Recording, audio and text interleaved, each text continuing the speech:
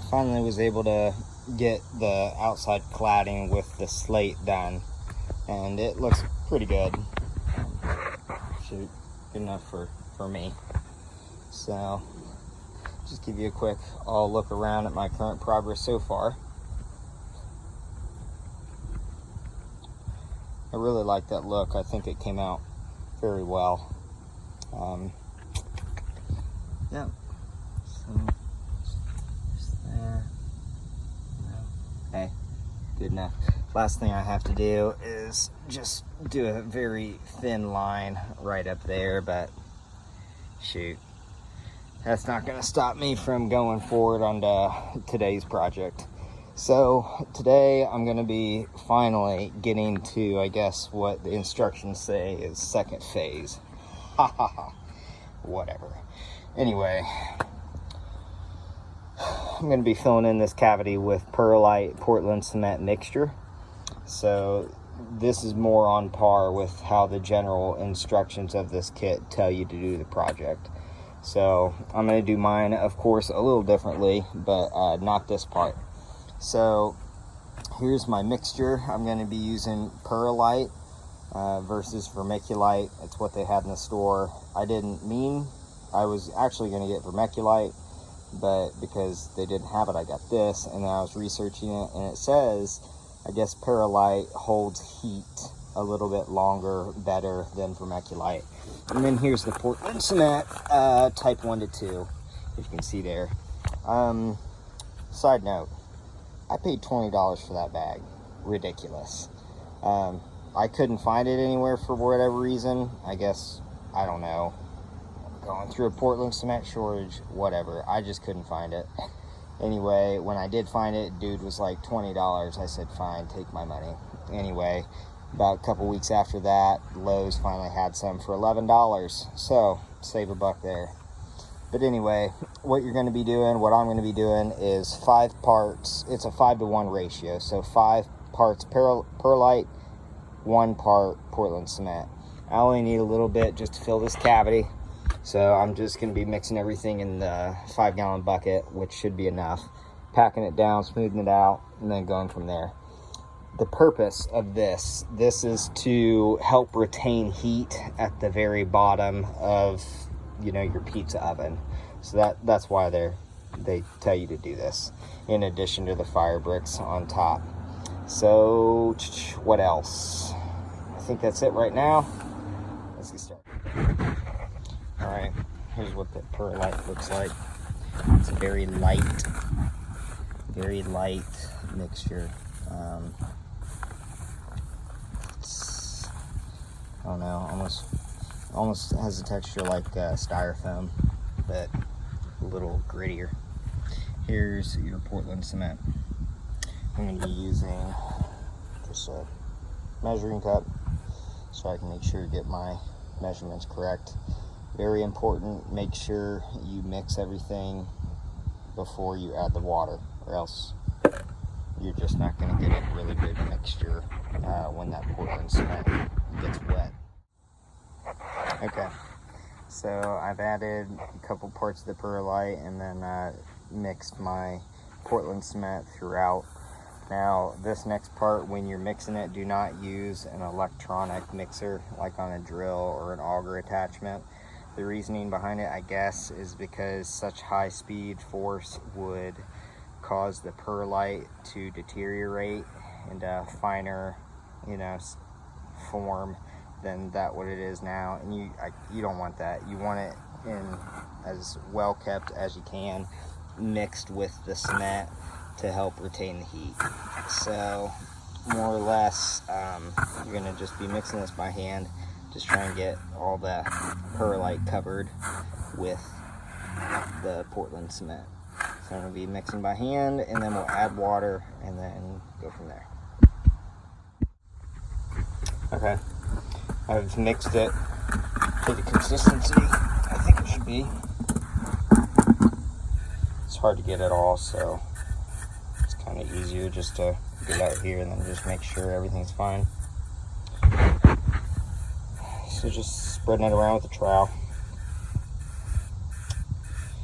Once I go ahead and fill all these cavities and everything. I'm just breaking up all the chunks, packing it down as good as I can, and then I'm just going to come over with a 2x4, scrape it, pat it down, make sure it's somewhat level. Doesn't really matter if it's perfectly level, because I'm going to be putting a thin layer of sand, base layer over this, and then putting my pattern for the fire bricks there for my pizza oven. So anyway, stand by for finished product. It went really well.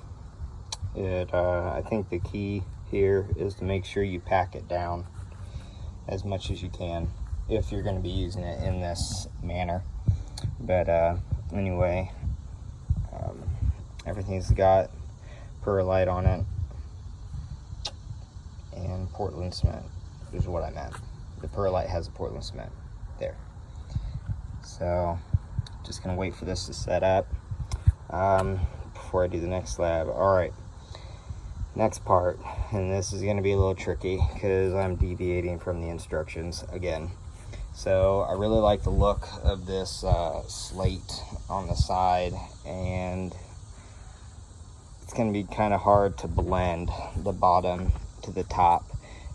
So the best thing I can think of right now is I'm going to go buy some big old slabs, big slabs, and just on the outsides of this pad, I'm going to set the slabs. They're going to be about 1.5 inches thick, and then I'm going to square them off. My edges, I'm going to keep I need square slabs, somewhat square. I'm going to keep the square edges on them, and then cut my inside to fit, just creating the perfect, I guess, square around it.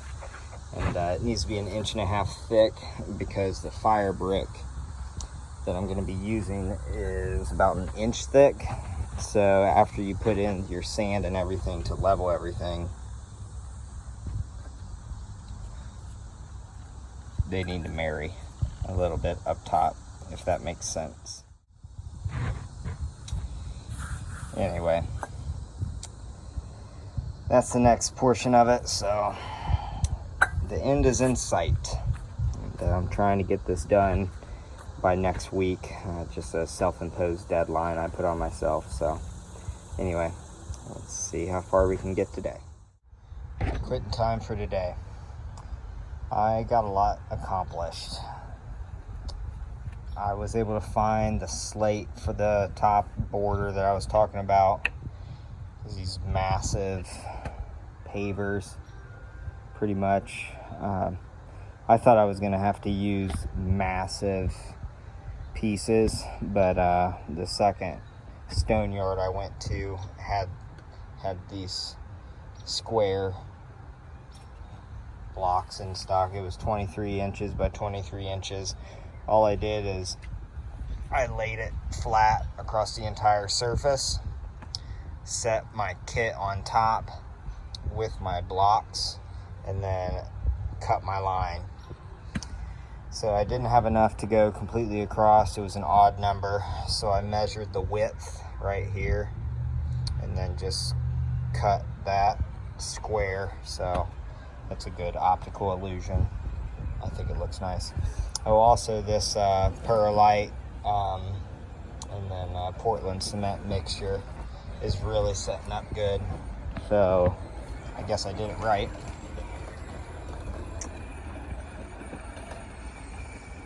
It was the little guy's birthday the other day. Hi, Liam.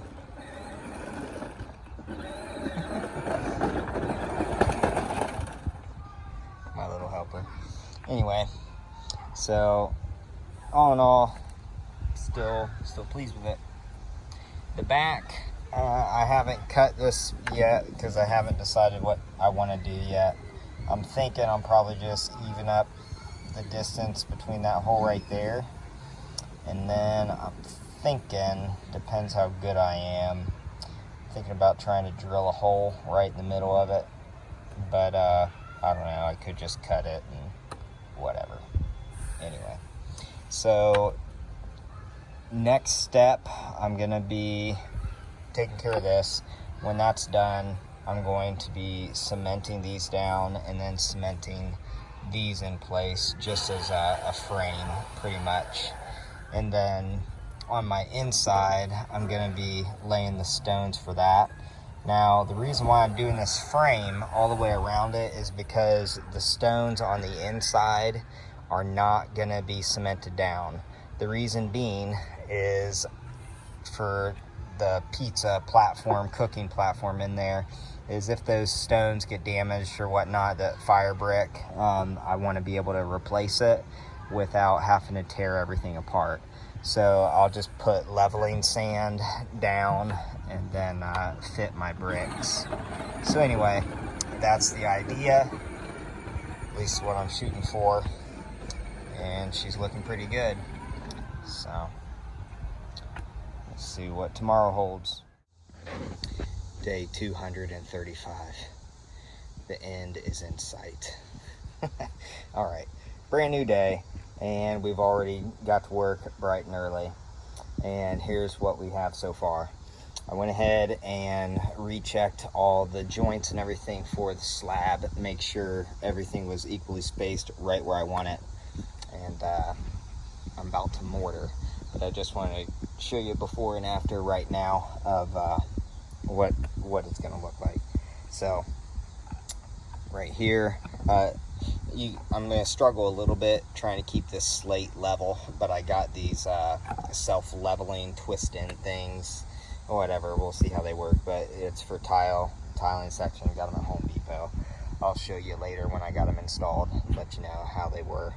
But anyway, coming to the back, I ended up going with the hole saw cutter. So I was able to get it just right. And don't ask me how I did it. I just did it. I don't know. So I decided to do this because I didn't think it'd look good if I just, cut something and then tried to, jimmy rig it, whatever. So I haven't cut any corners up to this point, and I decided I wasn't going to start here. So I really am pleased with that. I'll show you. That fitting right there is thread and slip. So I took that screw out there because I don't care if it's secure. I mean, gravity is going to hold it in place, and it's just going to be for wires for the oven light that I'm going to engineer in there with a solar panel. So, and then, just a reminder, it's going to come out here, twist out here, conduit's going to go to the pole up there, and then to my solar panel. I'm going to have a inverter and a battery bank somewhere around here, but let's just, get this oven going first. So anyway, there's that, and then continuing all the way around to the other side. Very pleased with this so far. Everything's coming together. The end is in sight.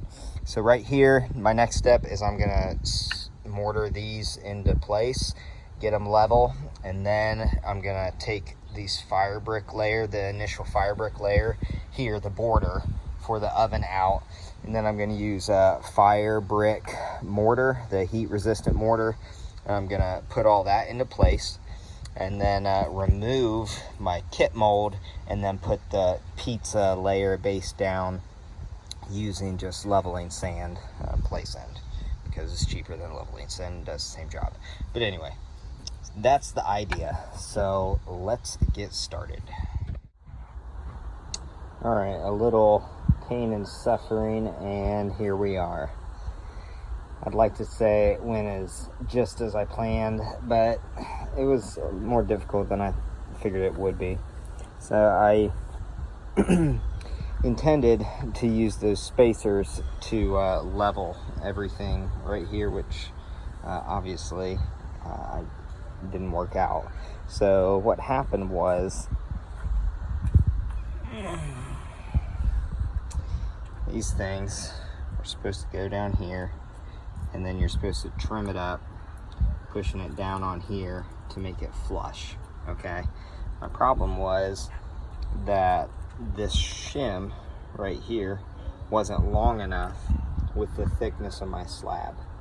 So in order for them to work, I would have needed the stem, to be at least probably a say 1/2 inch would be all that I needed.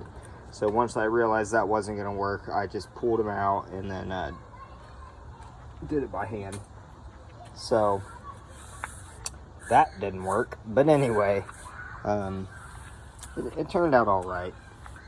You can see, I mean, at least if anything, that was able to help me get my spacing right. So, you know, it looks somewhat decent. But anyway, here's what it's looking like. So, this turned out all right. No problems there. Got that just how I wanted it. All right. Now, next part is I'm going to be doing my base layer of the fire brick for the actual oven itself. So I'm going to try and knock that out right now, and on to the next thing. And we got another good day of working. Whew, boy, it was a lot though. So, fire brick, base layer, went really well, if I have to say. No real problems with this. Okay, one thing. So these blocks right here, the instructions say you need to cut one at 4.5 inches long if you're using a 9-inch by 2-inch fire brick. That's what I'm doing. I followed the instructions rather than just, you know, doing it myself before you know, having a look at it. I just blindly followed. Stupid me. Anyway, whatever. Look at this. Whatever. It's incorrect.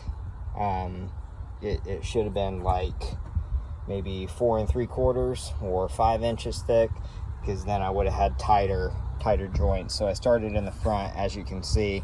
And then when I got to the back, I'm like, oh, well, the instructions lied to me. Surprise. So that's one thing.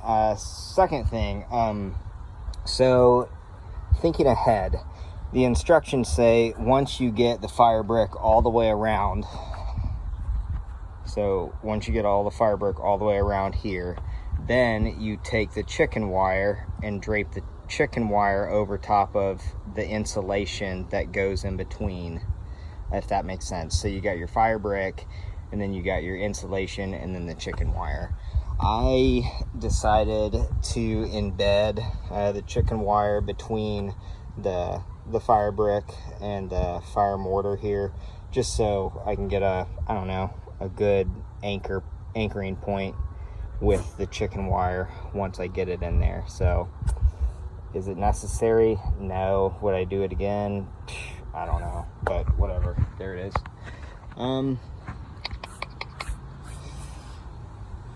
It's looking, I think pretty good. So I'm gonna let this mortar dry, and then when that's done, then I'm gonna do my fire brick main pad in there. I'm gonna trim this level with the surface of that, so then my grate isn't gonna be too high above everything. So all in all, it was a very successful day. So work hard, and now it's time to play hard, I guess. So all right. Today I'm gonna be laying the foundation for the cooking surface for the bottom of the oven. I'm going to be using the same method.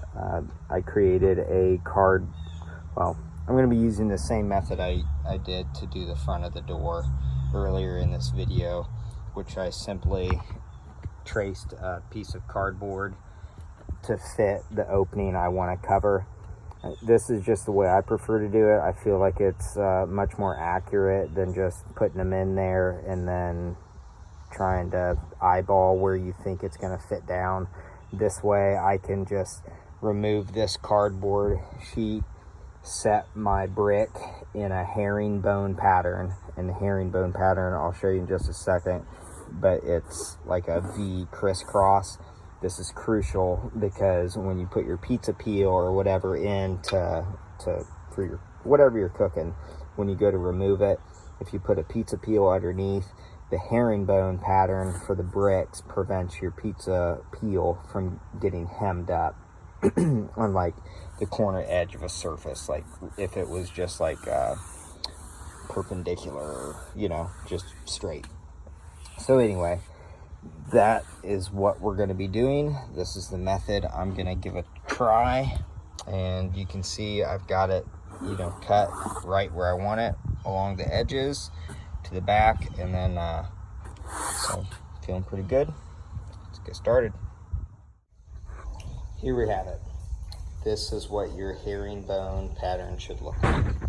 I washed my bricks, selected the best ones I wanted, and then laid them out as such.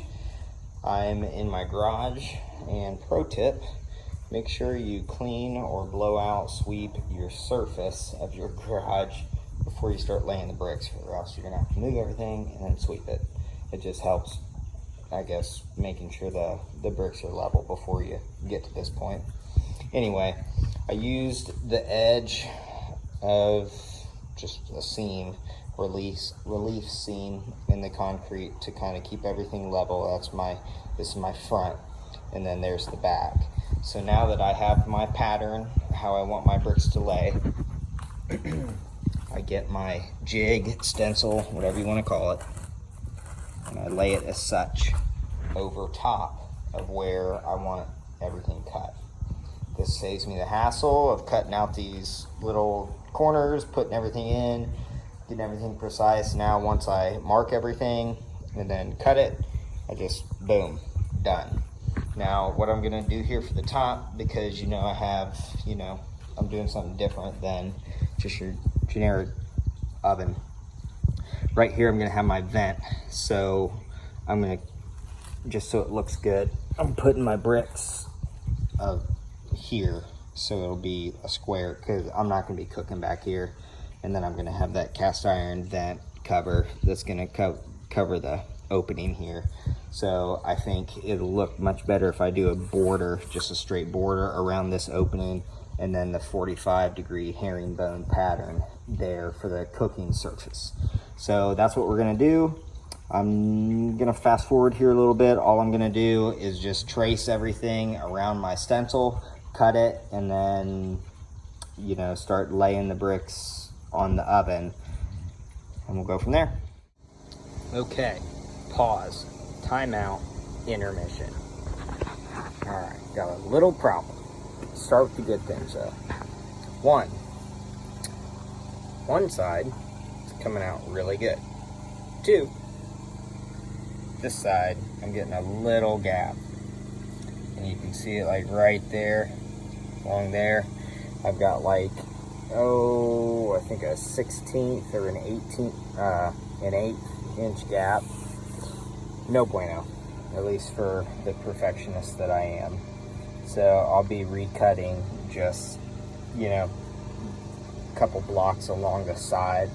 I'm thinking I didn't take into account when I did my cardboard stencil, the center sagged a little bit, which created, you know, the 1/8 difference on the side is the only thing I can think of. So no problem, but you know, just be mindful of that for you. So everything else though is going really good. It's really easy to get this level in this, I guess, the work conditions that I have. All I'm doing is taking sand, and then just, this is play sand, and then just leveling it out with a trowel, and then fitting my blocks in. So it's coming along really well. You can see my joints are not perfect from where on this side where I'm making it tight. So anyway, just wanted to pause and show you that little error I came upon, so you can avoid it. Okay, another intermission. It's going really good. I had to take all these off from what I did, because I found as I continued to go further down the surface, I was running out of sand. So I didn't make it thick enough here. I didn't rise enough, so then I could like continue, the level surface that I wanted to. But anyway, it's going good.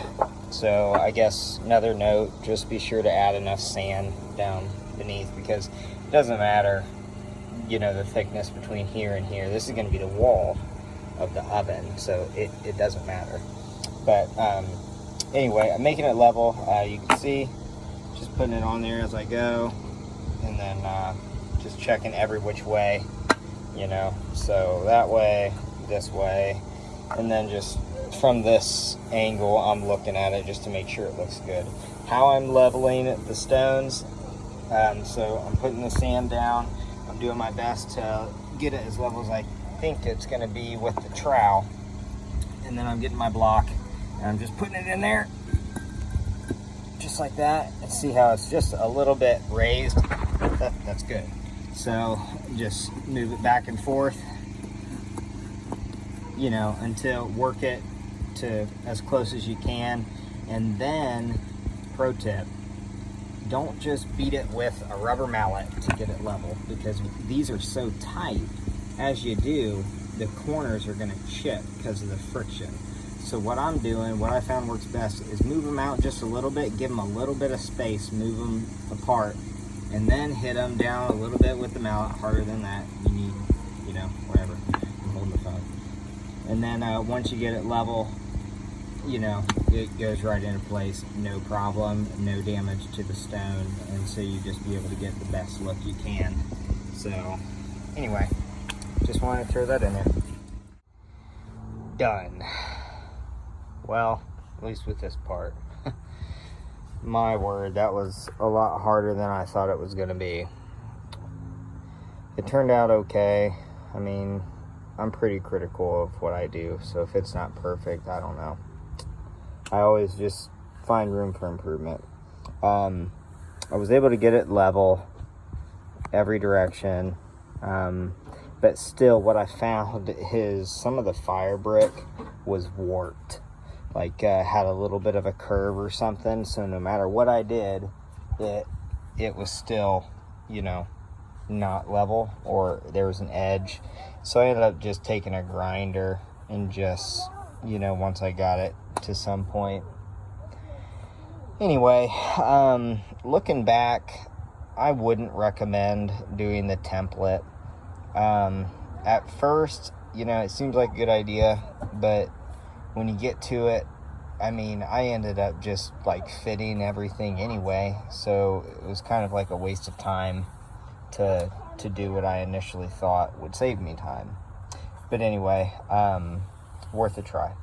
I think the big difference would be, had I been using mortar rather than just dry fitting everything, it would have worked, but not if you're just gonna dry fit. You should daggone just, Liam, put the tools down.